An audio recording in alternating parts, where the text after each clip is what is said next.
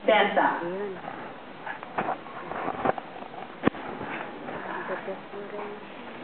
Eh, sa tatay ko yun eh. Ano magagawa mo? Tatay ko yun.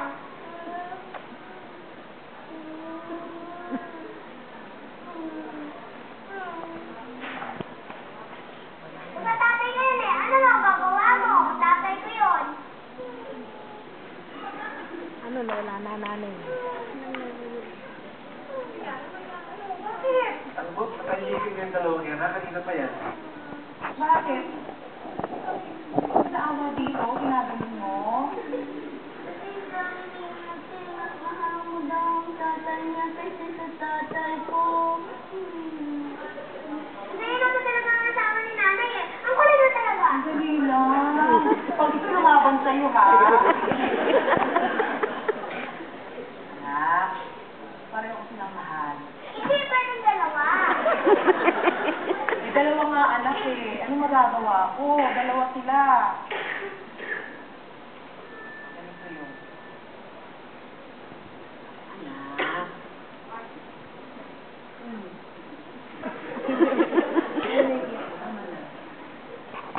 Kasi ang love, hindi dapat inibay yan. Binubunti sila. Ako naman, sinabi ko ayoko nga ganyan-ganyan. Ay, nakikita na naman ako sa ganyan-ganyan mo, ha? Oo, ano kayo? Tapos kinaganyan. Huwag mo gaganyan. Okay, isikon mo na yan. Ang muting-sino mo na nanay ko. Kaya mas mahal niya ang tatay ni ate. Eh, suminikap niya ang tatay ni ate. Nagalikat pa sila. Tignan mo yan? Tingnan mo? Talaga, binagit pa sila. Parang bagong kasal. Kasi hindi yung ginagawa mo eh, babalik kita sa Australia. Hoy!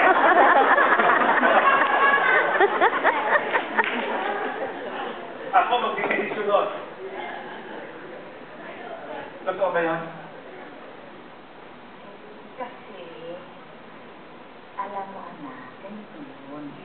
Ang mga magkakaibigan, pag matagal na hindi nakikita, ha? Kunyari, Philippines, tapos Australia, hindi magkita, tapos magkita, hindi lang ganon. Ganon yun eh.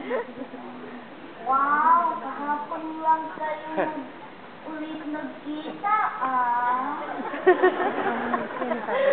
Eh, kasi nga, nagkakahiyaan pa kami eh. Kaya gano'n, tapos hindi na kami nagkalabaso. Ah, hindi nahiya. Hindi na kami naglalabaso ng mga ano namin kasi hindi na kami nahiya. Ah, yun. Yata yung pagmamahalan. Eh, no?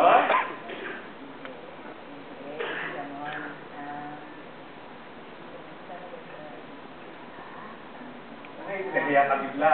Di ba ikaw nagsabi, ang katotohanan, walang masama sa katotohanan sa totoo. Eh, wala namang totoo eh. Wala yung totoong sinasabi mo at saka huwag kang magbibintang. Hindi ako nagbibintang, hindi magsisinungaling ang anak ko. Hindi nga magsisinungaling. Pero, sinasabi ba nila totoo? Papabalik mo sa Australia yan, ha?